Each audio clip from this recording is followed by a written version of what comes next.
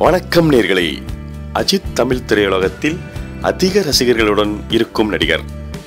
அவர் நடிக்கும் படம் ரிலீஸ் ஆகுவது என்றால் அன்று திரையரங்குகளில் விழாக்கோலமாக காட்சியளிக்கும்.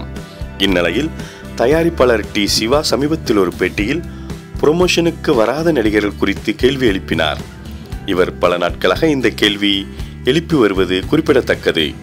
இதில் அஜித் அவரைத்தான் எப்போதாவது தான் பார்ப்பேன், யாராலும் அவரை பார்க்க முடியாது, அவர் உண்டு, அவரின் வேலை உண்டு என்று மட்டும்தான் இருப்பார்.